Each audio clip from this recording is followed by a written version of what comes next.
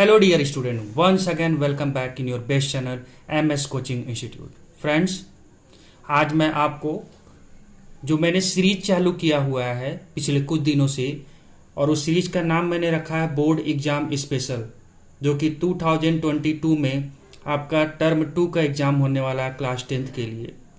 और इसमें मैं आपको अब तक 3 वीडियो प्रोवाइड कर दिया है, जिसमें मैंने carbon and its compound lesson से जो बेस्ट क्वेश्चन बन सकते हैं और उनके क्या आंसर हमें लिखने हैं, ये सब मैं आपको ऑलरेडी प्रोवाइड करते जा रहा हूं।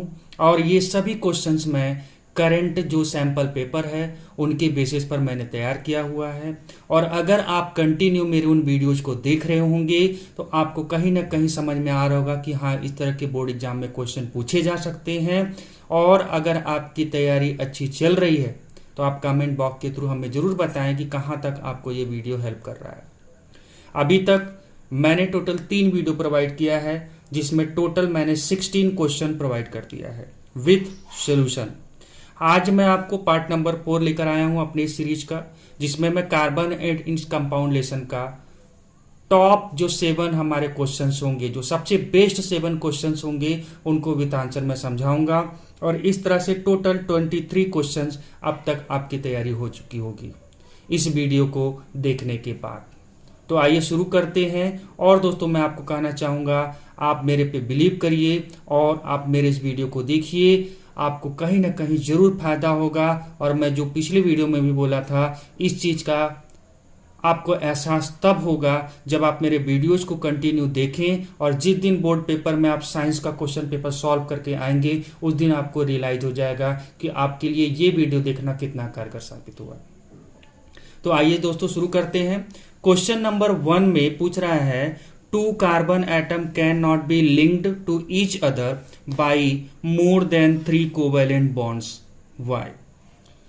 2 कार्बन एटम के बीच में आपने पढ़ा हुआ है या तो सिंगल कोवेलेंट बॉन्ड बनता है, जो एल्केन में आपने देखा है।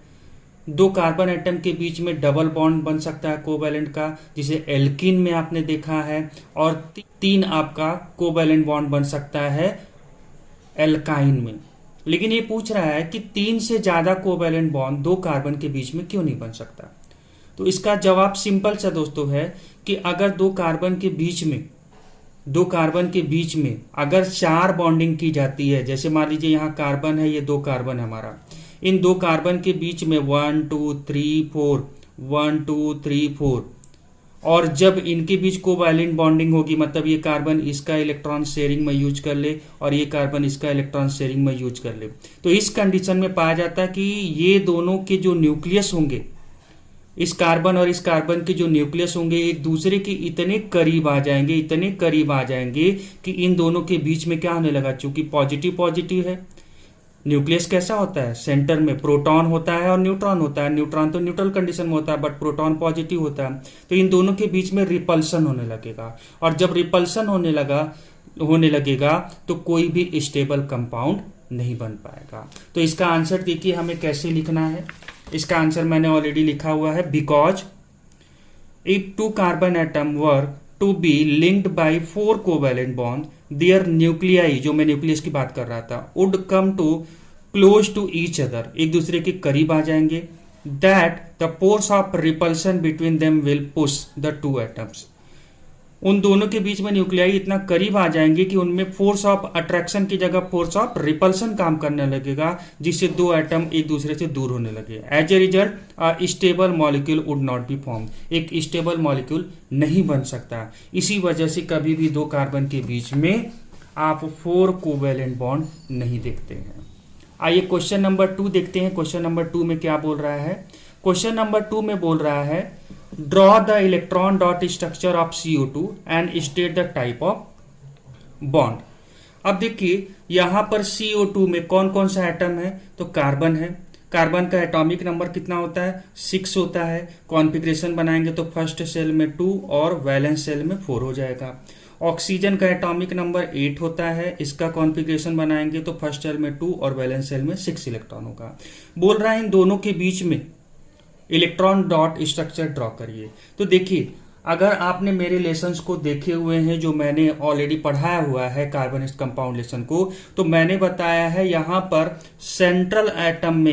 सेंट्रल एटम उसे हम लेंगे जो पॉजिटिव होगा। तो कार्बन और ऑक्सीजन में कौन इलेक्ट्रोपॉजिटिव होता है? कार्बन होता है। तो कार्बन को आप बीच में रखेंगे और इसके वैलेंस शेल में कितना इलेक्ट्रॉन है? 4 इलेक्ट्रॉन है। और अगल बगल 2 ऑक्सीजन होंगे, मतलब 2 इलेक्ट्रॉन इधर कर देते हैं और 2 इलेक्ट्रॉन इस साइड कर देते हैं। अब ऑक्सीजन टोटल कितना है? 2 है। और मैं क्या करूंगा, एक ऑक्सीजन को इस साइड रख दूंगा और एक ऑक्सीजन को इस साइड रख दूंगा। अब ऑक्सीजन के वैलेंस शेल में कितना इलेक्ट्रॉन है? 6 इलेक्ट्रॉन है। तो रख देते हैं 1 2 3 4 5 6। इसी तरह सेम इस ऑक्सीजन के लिए 1 2 3 4 5 6। अब क्या होगा? अब देखिए ऑलरेडी आप पढ़े कि कार्बन कभी भी ना तो इलेक्ट्रॉन डोनेट करता है ना तो रिसीव करता है। तो लास्ट में एक ही ऑप्शन होता है, कार्बन हमेशा क्या करता है? शेयरिंग करता है।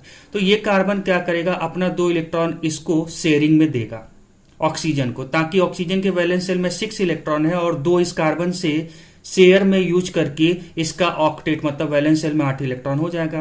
तो इस तरह से ऑक्सीजन ने अपना ऑक्टेट पूरा कर लिया। सेम वे में इस ऑक्सीजन ने भी 2 इस कार्बन से इलेक्ट्रॉन को शेयर में यूज करके अपना ऑक्टेट पूरा कर लिया। अब कार्बन के पास ऑलरेडी कितने इलेक्ट्रॉन्स हैं? कार्बन के पास ऑलरेडी 4 इलेक्ट्रॉन है, 1 2 3 4।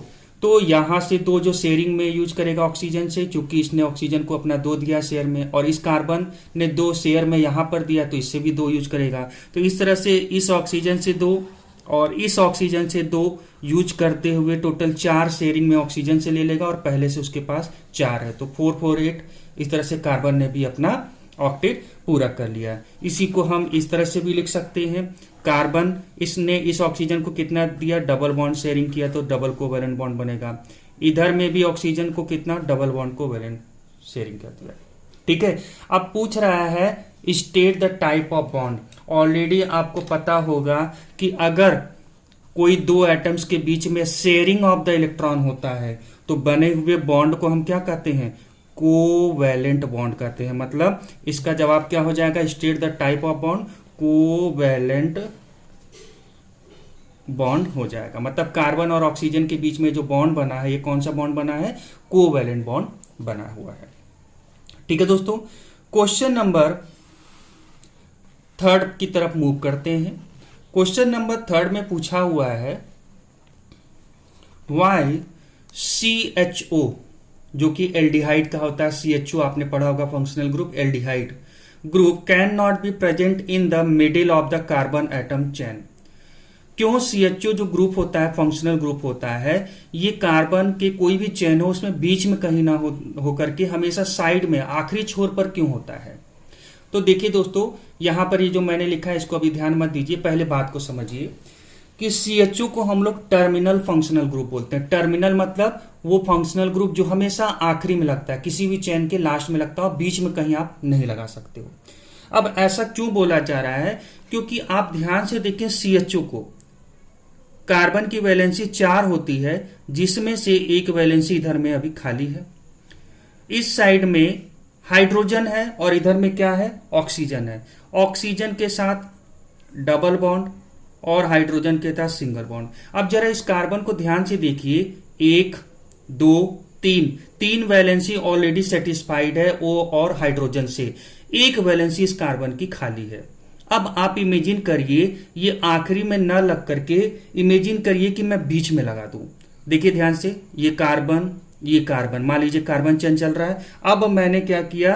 बीच में यहां पर इसको लगा दिया। किसको? CHO को। ये मैंने लगा दिया O, यहां पर मैंने क्या कर दिया? मान लीजिए ये H जो है मैंने यहां पे लिख दिया। अब मैंने क्या किया? CHO ये फंक्शनल ग्रुप मैंने लगा दिया और मैं कंटिन्यू से बना रहा हूं, C, इस तरह से कार्बन चेन बनता जा रहा है। अब जरा ध्यान से देखिए, यहां पर प्रॉब्लम, अगर आपने बेसिक कॉन्सेप्ट क्लियर किया होगा तो आपको समझ में आ चुका होगा। इस कार्बन को जब मैंने बीच में लगाया, और ये वो कार्बन है जो फंक्शनल ग्रुप CHO को इंडिकेट कर रहा है, मतलब CHO को जब मैंने इसे बीच में लगाया तो इस कार्बन की वैलेंसी कितनी हो रही है? 1 2 3 4 और 5, जबकि कार्बन की वैलेंसी कभी भी 5 नहीं होती है। दैट मीन्स कि ये जो कंडीशन है ये रॉन्ग है। इसी वजह से हमेशा ये जो CHO हमारा एल्डिहाइड का फंक्शनल ग्रुप होता है ये किसी भी कार्बन चेन में लास्ट में लगता है। जैसे देखिए, अगर मैं यहीं पर कार्बन चेन बनाऊं C कोई भी कार्बन चेन आप ले लीजिए। अब मैंने यहां पर फंक्शनल ग्रुप लगा दिया CHO, ठीक है, मैं इसको लिख दे रहा हूं, ऐसे करके भी लिखा जाता है, CHO भी आप डायरेक्ट लिख सकते हैं। अब देखिए इस कार्बन का जो CHO में है इसकी वैलेंसी सेटिस्फाइड है, ऑलरेडी 3 सेटिस्फाइड था, 2 ऑक्सीजन से 1 हाइड्रोजन से और 1 चैन में कार्बन से जुड़ जाता है। इस तरह से इसकी चारों वैलेंसी सेटिस्फाइड हो जाती है। इसी वजह से हम CHO को हमेशा लास्ट में कार्बन चेन के लगाते हैं, या तो कह लीजिए शुरुआत में लगाते हैं, मतलब एंड पोजीशन पर लगाएंगे, कभी भी बीच में नहीं लगा सकते। अब जरा देखिए इसका आंसर कैसे लिखना है। जो मैंने समझाया वही चीज को बस यहां पे मैंने लिखा हुआ है।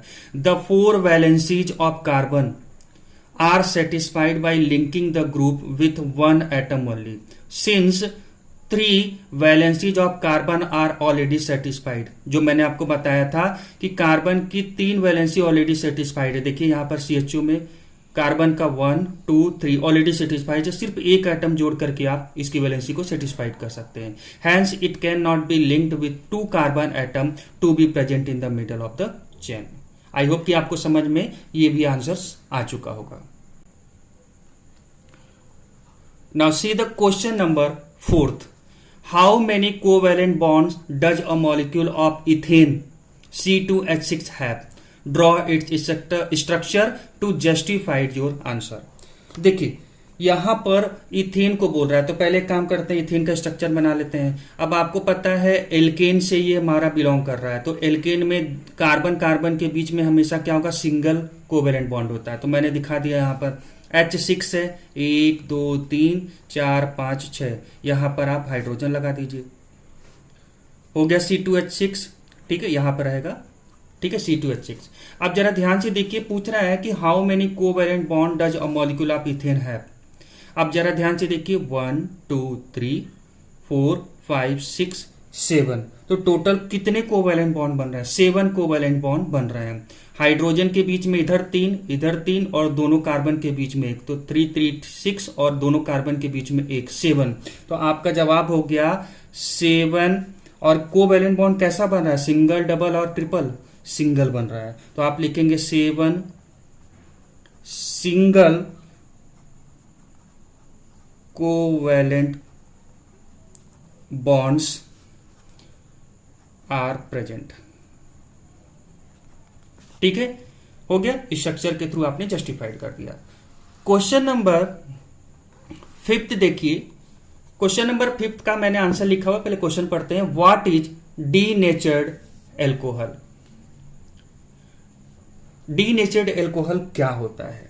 बोल रहा है व्हेन एथेनॉल, जिसको हम लोग क्या लिखते हैं, एथाइल एल्कोहल भी कॉमन नेम में लिखते हैं, जिसका फॉर्मूला आता है C2H5। 2 कार्बन है तो एथ हो जाएगा, तो C2H5 और फंक्शनल ग्रुप OH होता है एल्कोहल के लिए, तो एथेनॉल हो जाएगा। जब एथेनॉल को क्या करते हैं, इज मिक्स्ड विथ मेथेनॉल। अब यहां पर मैं आपको एक चीज बता दूं, एथेनॉल जो होता है वो ड्रिंक किया जा सकता है, मतलब वो हमारे लिए हार्मफुल नहीं है, बट जब इसे मिक्स कर दिया जाता है मेथेनॉल के साथ में, चूंकि मेथेनॉल बहुत ही नुकसानदायक होता है, इसे ड्रिंक नहीं किया जा सकता। और सम पॉइजनस सबस्टेंस, अब जो हमारे लिए हार्मफुल है तो वो मेथेनॉल इस तरह से पॉइजनस हो गया। इसके अलावा कुछ अदर पॉइजनस सबस्टेंस जैसे कॉपर सल्फेट, पिरिडीन, इस तरह के कुछ कंपाउंड्स जो होते हैं, जब इन्हें क्या कर दिया जाता है, एथेनॉल के साथ में मिक्स कर दिया जाता है, it becomes unfit for drink. अब ये पीने लायक नहीं रह गया। वही एथेनॉल जो पहले पीने लायक था, अब वो पीने लायक नहीं रह गया। Such an alcohol is called denatured alcohol. अब ये एल्कोहल को हम क्या कहते हैं, डीनेचर्ड एल्कोहल कहते हैं। इसके साथ साथ मैं आपको बता दूं, ये डीनेचर्ड एल्कोहल जो आप बोलेंगे सर फिर इसको बनाया ही क्यों जाता है, जब इथेनॉल पीने लायक है तो उसे यूज किया जा सकता है। मेथेनॉल जो हार्मफुल है और इस तरह के अदर पॉइजनस सब्सटेंस जैसे कॉपर सल्फेट है, पिरिडीन है, तो उसको मिक्स करने की जरूरत क्या है। तो आप याद रखिएगा, इसे क्लीनिंग एजेंट के तौर पर यूज किया जाता है। ये जो डीनेचर्ड हमारे एल्कोहल्स होते हैं, ये जो हमारे डीनेचर्ड एल्कोहल्स होते हैं जो यहाँ पर तैयार हुए हैं, इन्हें इंडस्ट्रियल लेवल पर as a cleaning agent, as a cleaning